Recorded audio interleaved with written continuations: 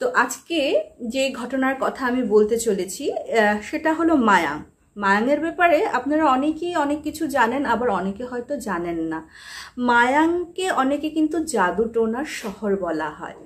হ্যাঁ, কথাটা ঠিক, জাদুটোনা এককালে খুব জাদুটোনা করা হতো মায়াংয়ে, এবং সেটা এতই প্রভাবশালী ছিল যে ওটা টোর অন্য জায়গায় কিন্তু পাওয়া যেত না। মায়াংয়ের জাদুটোনার টোর কিন্তু মায়াংয়ের সেই তান্ত্রিকরাই করতে পারতেন। তো সেটা অনেক বছর আগের কথা। তো সেটা মায়াংয়ের ব্যাপারে যেটা বলছি আজকে, যে আমি এই তথ্যগুলি কোথায় পেয়েছি। আমি আসামের মেয়ে, আমি বলেছি গুয়াহাটির মেয়ে, এবং গুয়াহাটির থেকে মায়াং খুব একটা বেশি দূর নয়, 35 থেকে 40 কিলোমিটারের মধ্যে পড়ে। রিসেন্টলি আমি গেছিলাম, সেই রজা মায়াংয়ে একটি সংগ্রহালয় আছে যেখানে মায়াংয়ের ওরা কি পোশাক আশাক পরতো, ওদের মানে লাইফস্টাইলটা, ওদের জাদুটোনার ব্যাপারে কিছু ম্যানুস্ক্রিপ্ট আছে, এবং সবচেয়ে থেকে ইম্পর্টেন্ট ওদের আয়ুর্বেদিক ঔষধি গুণ সেটা কিন্তু প্রচণ্ড উৎকৃষ্ট ছিল। আয়ুর্বেদিক সেই ম্যানুস্ক্রিপ্টগুলিও কিন্তু খুব সযত্নে সেখানে রাখা হয়েছে। আর অনেকে বলতো যে মায়াঙে গেলে নাকি মানুষদেরকে গরু ছাগল বানিয়ে রাখা হয়, কিন্তু কথাটা ঠিক ছিল, এককালে হয়তো হতো, কিন্তু এখন কিন্তু হয় না। কারণ এখন সেই রকম গুরু নেই, আর এখন সেরকম ছাত্রও নেই। আগের মতো যেরকম ডেডিকেশন দিয়ে ওরকম মানে ডেডিকেশন দিয়ে এই জিনিসগুলো শেখানো হতো বা শিখতে হতো, এখন কিন্তু কোনোটাই নেই। আগে যেমন অ্যানচেস্ট্রালরা জানতো, কিন্তু এখন কিন্তু এখনকার যুগে সেরকম নেই। হয়তো আছে সেই 15 to 20%, পুরো যে নেই, পুরো নেই বললে ভুল হবে, আছে, বাট সেটা প্রকাশ্যে মানে আনা যায় না। যাই হোক, আমি আরেকজনের কাছ থেকে আমি কিছু সংগ্রহ করেছি, সে হলো কৌশিক রয়, গুয়াহাটির এক সুনামধন্য সঙ্গীত শিল্পী। সে ডক্টরেট করছে মায়াঙের লোকগীতি হিসাবে, আর ওই গানের সুবাদে ওর স্টুডেন্টরাও আছে মায়াঙের থেকে। তো ওদের থেকে আমি অনেক কিছু মানে সংগ্রহ করেছি। তো মায়াং কোথার থেকে এসছে, ভীমপুত্র ঘটোৎকচ নাকি মায়াংয়ের রাজা ছিল, আর যেহেতু অসুর কুলের ছিল এবং ওরা মায়া বলে নিজের রূপ পরিবর্তন করতে পারতো, জাদুটোনা জানতো, তো ওইখান থেকেই নাকি মায়াংয়ের উৎপত্তি হয়। এবং এটা কথিত আছে যে আপনারা জানেন মুঘলরা সারা অল ওভার ইন্ডিয়া সেটা ক্যাপচার করেছিল, কিন্তু ওরা কিন্তু নর্থ ইস্টকে ওরা করতে পারেনি, জয় করতে পারেনি। তো সেটার তো প্রধান কারণ ডেফিনেটলি আহোম সেনা, আহোম রাজ যোদ্ধা ওদের তো ছিল, লাচিত বরফুকনের মতো বীর যোদ্ধাও ছিল। কিন্তু অনেকের মুখে শোনা যায় যে এর পিছনেও নাকি মায়াঙের জাদুটোনাটা ছিল। তো এই গেল আজকে মায়াঙের ব্যাপারে অনেক রকমের তথ্য আছে, যেটা আমি ধীরে ধীরে আপনাদেরকে বলবো, কারণ মায়াঙের রিলেটেড আমার কাছে অনেকগুলি স্টোরি আছে। আজকে একটা স্টোরি দিয়ে শুরু করব। স্টোরিটা হলো আজ থেকে প্রায় 80-85 বছর আগের স্টোরি, ঠিক আছে, এখনের নয়। যাকে নিয়ে স্টোরি সেও এখন নেই, এবং যে আমাকে বলেছিল আমার দাদু, তিনিও নেই। তিনি গত মাসেই আমাদেরকে ছেড়ে ইহল জগৎ ছেড়ে পরলোকে গমন করেন। তো দাদুর মুখেই শোনা। অ্যাকচুয়ালি আমার দাদু হলো নবদ্বীপের, কিন্তু বিজনেস করতে উনি আসাম গুয়াহাটিতে সেটেল ডাউন হন। সেখানে কিন্তু আমার বাবার এবং আমার জন্ম। তো আমার নেটিভ প্লেস গুয়াহাটি।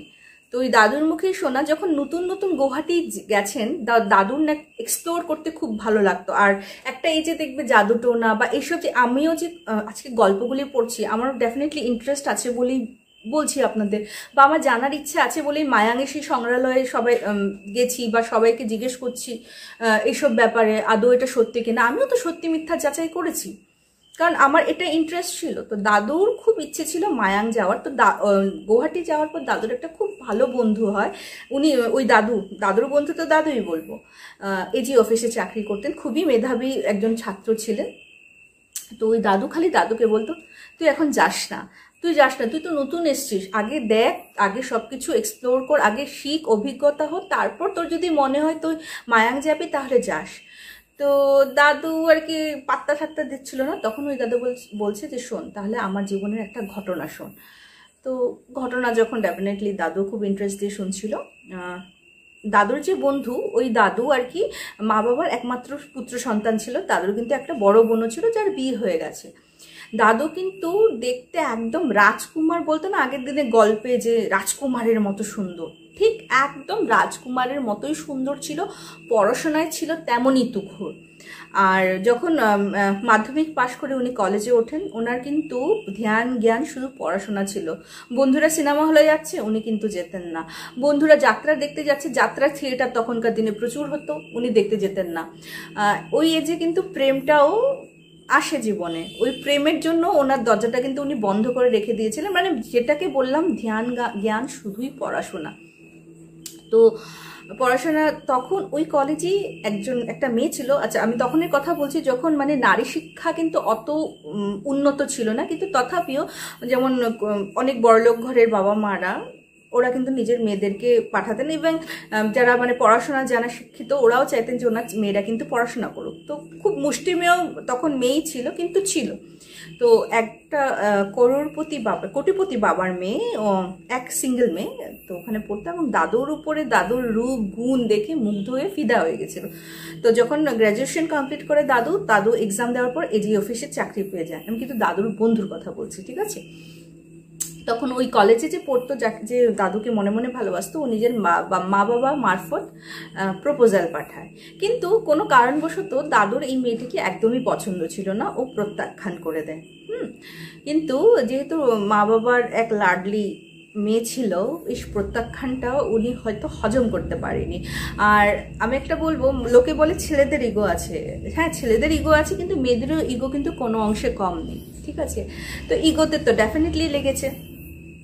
তো কিন্তু যখন প্রত্যাখ্যান করেছে তখন থরি না আবার গিয়ে বলবে আমাকে বিয়ে করে নাও, সেটাও তো আরও ইগোতে লাগা। তো কিছু বলেনি, চুপ করে হজম করে গেছে। ঘটক মারফত আরেকটি প্রপোজাল এসছে, যেই মেয়েটিকে দাদুর পছন্দ হয়েছে এবং অ্যারেঞ্জ ম্যারেজই হয়েছে।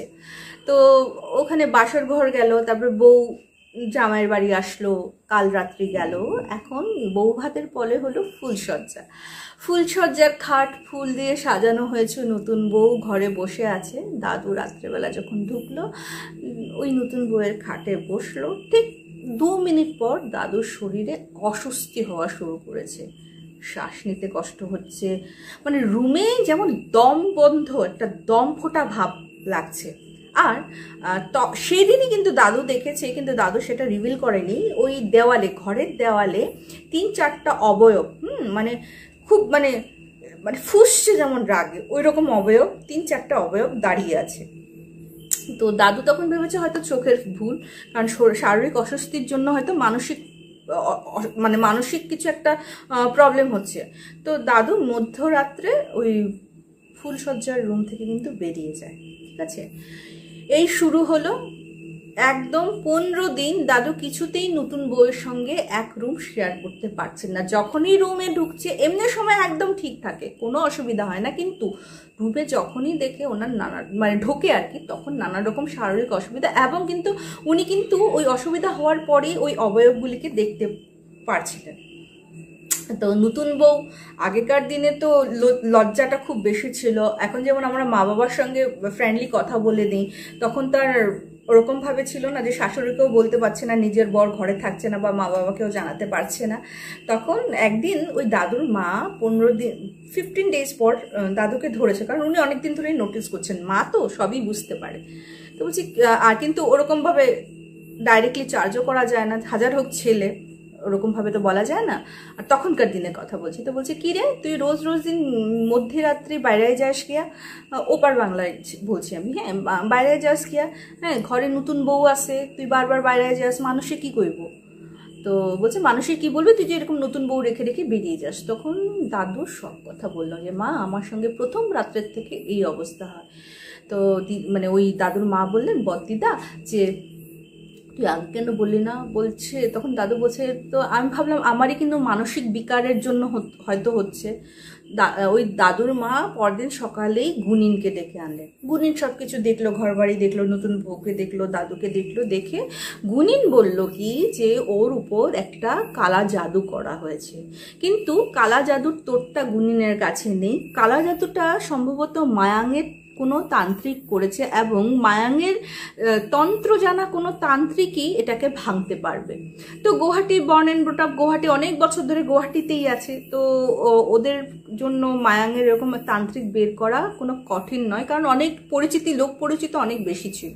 তো ওইরকম একজন তান্ত্রিককে নিয়ে আসলেন, তান্ত্রিক তন্ত্র সাধনা করে সব কালা জাদুর তোর যা যা ছিল সব কিছু ঠিকঠাক করে, তখন তান্ত্রিক বলল কোনো মেয়ে ওর উপর মানে কালা জাদু করেছে, মানে ওর বউয়ের সঙ্গে ওকে থাকতে দেবে না, ধীরে ধীরে ও বউকে ছেড়ে ওই মেয়েটার প্রতি আকৃষ্ট হয়ে মেয়েটার কাছে চলে যাবে, ওরকম কিছু একটা করেছে। তো যদিও ওরকম কোনো পুক্ত প্রমাণ ছিল না, বাট সবটাই বুঝতে পেরেছে, আর যেহেতু জানতো কুটিপতি বাবার মেয়ে, তো ওরই এই কাজ হবে। তো এরকম করে সে যাত্রায় কিন্তু দাদু কালা জাদুর থেকে বেঁচে গেছিল, এবং ওই তান্ত্রিক দাদুকে এমন কিছু একটা দিয়েছিল যে ইন ফিউচার মৃত্যুর আগ অব্দি ওনার কিন্তু আর কোনো অসুবিধা হয়নি, খুব সুখে শান্তিতেই ঘর করেছিলেন। আমিও গেছিলাম ওই দাদুর বাড়ি। যাই হোক, দাদুও নেই, দিদাও নেই, আমার দাদুও নেই। তো আজকের ঘটনা আমি এখানেই শেষ করছি। প্লিজ কমেন্ট করে জানাও কেমন ঘটনা তোমরা আরও শুনতে চাও, আর তোমাদের ঘটনাও প্লিজ আমার সাথে শেয়ার করো। তো আজকে এখানেই শেষ করছি। আর আরেকটা কথা, 1001 EKHAZAR 1001 গল্প অডিও একটা চ্যানেল আছে, যেখানে অডিও স্টোরি শোনা যায়। ঘুমোতে গেলে এরকম একটা অডিও স্টোরি চালিয়ে কিন্তু ঘুমটা বেশ আরামের হয়, সেটা যদি হয় ভৌতিক। তো আজকে এখানেই শেষ করছি, খুব তাড়াতাড়ি দেখা হবে। চ্যানেলটাকেও সাবস্ক্রাইব করে নিও। Bye bye, see you soon.